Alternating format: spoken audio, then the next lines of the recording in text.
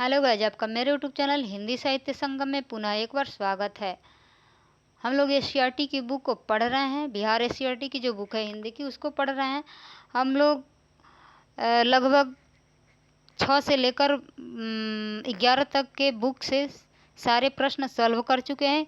सिर्फ बचा है कक्षा 12 का प्रश्नोत्तरी बचा है। बाकी उसके सारे चैप्टर को हम लोग एक एक करके पढ़ चुके हैं और उसका पीडीएफ भी मैं आप लोगों को प्रोवाइड कर चुकी हूँ। आज मैं जो लेके आई हूँ वो है क्लास 9 कक्षा 9 की है। चैप्टर दूसरा है। ठीक, कल इसके पहले वाले क्लास में हम लोग क्या पढ़े थे? चैप्टर 1 पढ़े थे। चैप्टर 1 जो कि कहानी का प्लॉट था। कहानी का प्लॉट शिवपूजन सहाय की कहानी है। शिवपूजन सहाय की कहानी है। ठीक, आज हम पढ़ने वाले हैं चैप्टर 2, राजेंद्र प्रसाद की है। भारत का पुरातन विद्यापीठ नालंदा है। ठीक है, तो चलिए स्टार्ट करते हैं। यदि आप लोग उस चैप्टर को नहीं पढ़े होंगे तो इससे पहले वाली क्लास को आप लोग देख सकते हैं और वहाँ जाकर पढ़ सकते हैं। और जिस किसी को इसका पीडीएफ चाहिए वो इस नंबर पे मैसेज कर सकता है।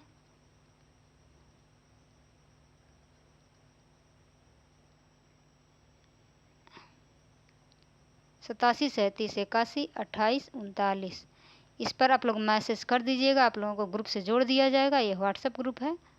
ठीक, व्हाट्सएप ग्रुप है और उसी में पीडीएफ आपको मिल जाएगा। ठीक है, पीडीएफ मिल जाएगा। तो चलिए, यदि अभी तक आप हमारे चैनल को सब्सक्राइब नहीं किए हैं तो सब्सक्राइब कर लीजिए और दोस्तों में शेयर कर दीजिए। चलिए स्टार्ट करते हैं आज का ये चैप्टर। राजेंद्र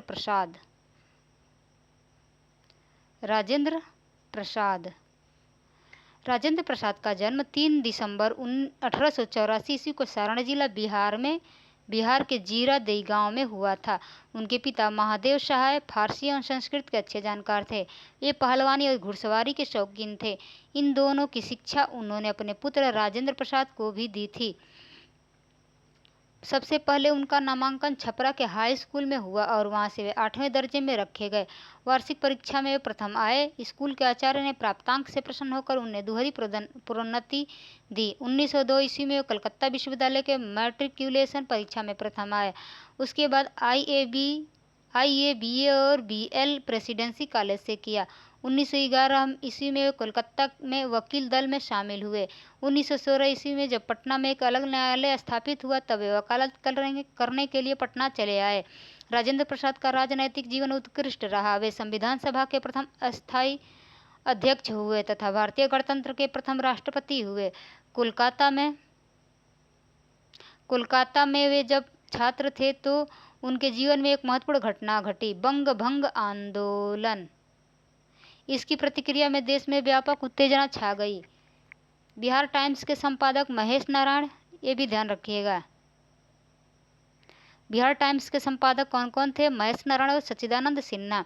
का सहारा पाकर राजेंद्र प्रसाद ने बिहार स्टूडेंट कॉन्फ्रेंस की स्थापना की। राजेंद्र प्रसाद कोलकाता में हिंदी विद्वानों की संगति में आए और उनके सक्रिय सहयोग से अखिल भारतीय हिंदी साहित्य सम्मेलन की स्थापना हुई। उनके लेखन की प्रक्रिया आजीवन चलती रही। 28 फरवरी 1963 को उनका निधन हो गया। प्रस्तुत पाठ भारत का पुरातन विद्यापीठ नालंदा हमारे इतिहास की एक गौरवपूर्ण गाथा को समेटे हुए है। यह पाठ तत्कालीन शिक्षा व्यवस्था की ऐसी झांकी पेश करता है जिसमें हमारी प्राचीन भारतीय शिक्षा एवं विद्या केंद्रों का महानतम स्वरूप दिखलाई पड़ता है। आइए बढ़ते हैं पाठ की तरफ। भारत का पुरातन विद्यापीठ नालंदा हमारे इतिहास में अत्यंत आकर्षक नाम है, जिसके चारों ओर न केवल भारतीय ज्ञान साधना के सुरभित पुष्प खिले हैं अपितु किसी समय एशिया महाद्वीप के विस्तृत भूभाग के विद्या संबंधी सूत्र भी उसके साथ जुड़े हुए थे। ज्ञान के क्षेत्र में देश और जातियों के भेद लुप्त हो जाते हैं। नालंदा इसका उज्ज्वल दृष्टांत था। नालंदा की वाणी एशिया महाद्वीप में पर्वत और समुद्रों के उस पार तक फैल गई थी। लगभग 600 वर्षों तक नालंदा एशिया का चैतन्य केंद्र बना रहा। मगध की प्राचीन राजधानी व्यवहार 5 पर्वतों के मध्य में बसी हुई गिरिब्रज या राजगृह नामक स्थान में थी। वर्तमान नालंदा उसी राजगृह के तप्त कुंडों में 7 मील उत्तर की ओर है। नालंदा का प्राचीन इतिहास भगवान बुद्ध और भगवान महावीर के समय तक जाता है। कहते हैं बुद्ध के समय नालंदा गांव में प्रावारिकों का आम्रवन था। जैन ग्रंथों के अनुसार नालंदा में महावीर और आचार्य मेखली पुत्र गोसाल की भेंट हुई थी। उस समय यह राजगृह का उपग्राम या वाहिरिक स्थान समझा जाता था, जहाँ महावीर ने 14 वर्षावास व्यतीत किए। सूत्रकृतांग के अनुसार नालंदा के एक धनी नागरिक लेप ने धन धान्य शैया आसन रथ सुवर्ण आदि के द्वारा भगवान बुद्ध का स्वागत किया और उनका शिष्य बन गया। तिब्बत के विद्वान इतिहास लेखक लामा तारानाथ के अनुसार नालंदा सारिपुत्र की जन्मभूमि थी।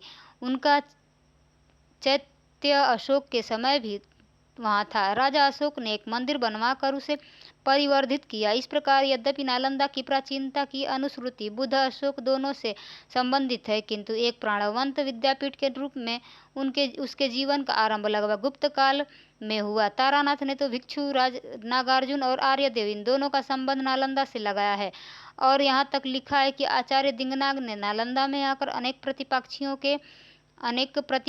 के साथ शास्त्रों का विचार किया था, जिनमें सुदुर्जय नाम के एक ब्राह्मण विद्वान अग्रणी थे। चौथी शती में चीनी यात्री फाहियान नालंदा में आए थे। उन्होंने सारिपुत्र के जन्म और परिनिर्वाण स्थान पर निर्मित स्तूप के दर्शन किए, किंतु नालंदा का विशेष अभ्युदय इसके कुछ समय बाद हुआ। 7वीं सदी में सम्राट हर्षवर्धन के समय जब युवानचांग इस देश में आए तो नालंदा अपनी उन्नति के शिखर पर था। युवानचांग ने एक जातक की कहानी का हवाला देते हुए लिखा है कि नालंदा का यह नाम इसलिए पड़ा था कि यहाँ अपने पूर्व जन्म में उत्पन्न भगवान बुद्ध को तृप्ति नहीं होती थी। न अलदा। सच तो यह है कि ज्ञान के क्षेत्र में जो दान दिया जाता है वह सीमा रहित और अनंत होता है।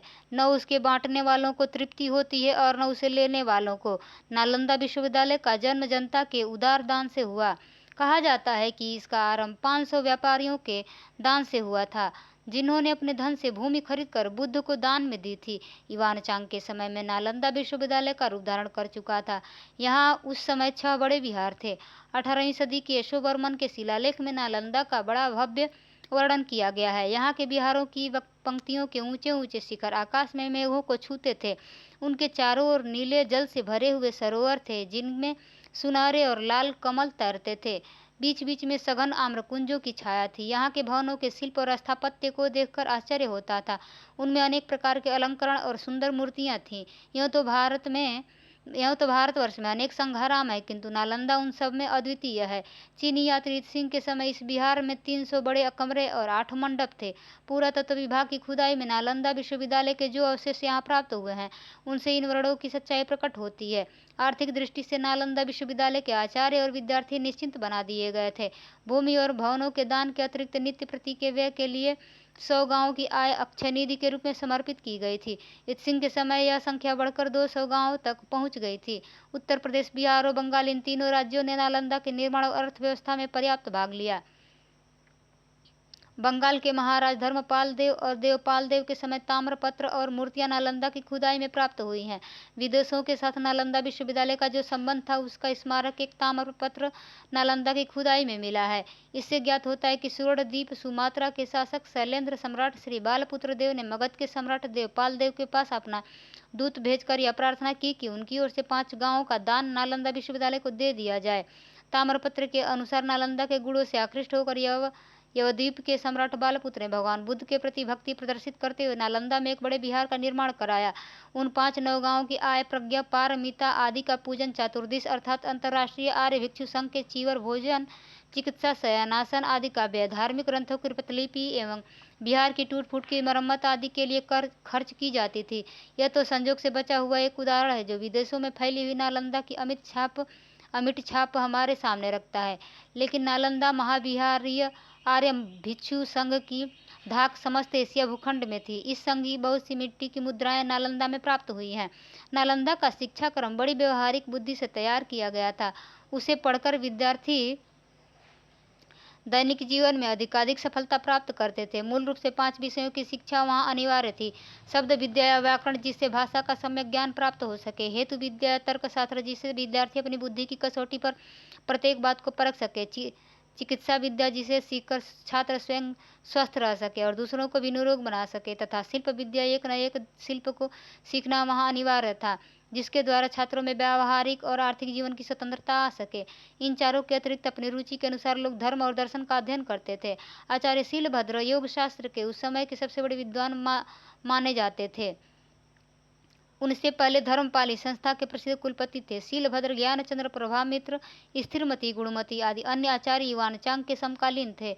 जिस समय युवानचांग अपने देश चीन को लौट गए, उस समय भी अपने भारतीय मित्रों के साथ उनका वैसा ही घनिष्ठ संबंध बना रहा।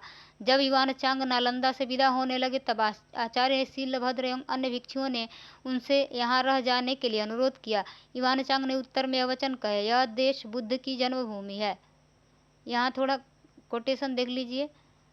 यह देश बुद्ध की जन्मभूमि है, इसके प्रति प्रेम न हो सकना असंभव है, लेकिन यहाँ आने का मेरा उद्देश्य यही था कि अपने भाइयों के हित के लिए मैं भगवान के महान धर्म की खोज करूं। मेरा यहाँ आना बहुत ही लाभप्रद सिद्ध हुआ। अब यहाँ से वापस जाकर मेरी इच्छा है कि जो मैंने पढ़ा सुना है उसे दूसरों के हितार्थ बताऊं और अनुवाद रूप में लाऊं, जिसके फलस्वरूप अन्य मनुष्य भी आपके प्रति उसी प्रकार कृतज्ञ हो सके जिस प्रकार मैं हुआ हूँ। इस उत्तर में शीलभद्र को बड़ी प्रसन्नता हुई और उन्होंने कहा, यह उदात्त विचार तो बोधिसत्वों जैसे है। मेरा हृदय भी तुम्हारी सदाशाओं का समर्थन करता है। नालंदा के विद्वानों ने विदेशों में जाकर ज्ञान का प्रसार किया। पहले तो तिब्बत के प्रसिद्ध सम्राट स्त्रोंग छन गम्पो 630 ईस्वी ने अपने देश में भारतीय लिपि और ज्ञान का प्रचार करने के लिए अपने यहाँ के विद्वान थोन्मी संभोट को नालंदा भेजा, जिसने आचार्य देवविद सिंह के चरणों में बैठकर बौद्ध और ब्राह्मण साहित्य की शिक्षा प्राप्त की।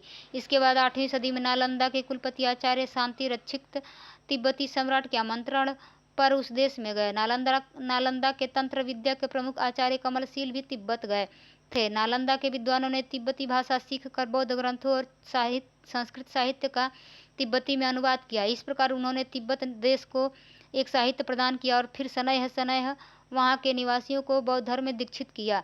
नालंदा के आचार्य शांति रक्षित ने ही सबसे पहले 749 ईस्वी में तिब्बत में बौद्ध विहार की स्थापना की थी। इन विद्वानों में आचार्य पद्म संभव 749 ईस्वी और दीप शंकर भी ज्ञान अतिश 980 ईस्वी के नाम उल्लेखनीय है। साहित्य और धर्म के अतिरिक्त नालंदा कला का भी एक प्रसिद्ध केंद्र था, जिसने अपना प्रभाव नेपाल, तिब्बत, हिंद एशिया एवं मध्य एशिया की कला पर डाला। नालंदा की कांस्य मूर्तियां अत्यंत सुंदर और प्रभावोत्पादक है। विद्वानों का अनुमान है कि कुरकिहार से प्राप्त हुई बौद्ध मूर्तियां नालंदा शैली से प्रभावित हैं। वस्तुतः नालंदा की सर्वांगीण उन्नति उस समन्वित साधना का फल था जो शिल्प विद्या और शब्द विद्या एवं धर्म और दर्शन के एक साथ पाठ्यक्रम में सम्मिलित करने से संभव हुई। हमारी अभिलाषा होनी चाहिए कि भूतकाल के इस प्रबंध से शिक्षा लें और कला, शिल्प, साहित्य, धर्म, दर्शन और ज्ञान का एक बड़ा केंद्र नालंदा में हम पुनः स्थापित करें।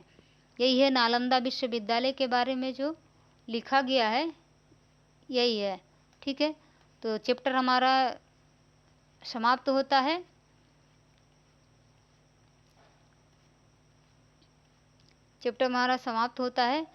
राजेंद्र प्रसाद द्वारा यह लिखा गया था। तो चलिए मिलते हैं एक और नए चैप्टर के साथ।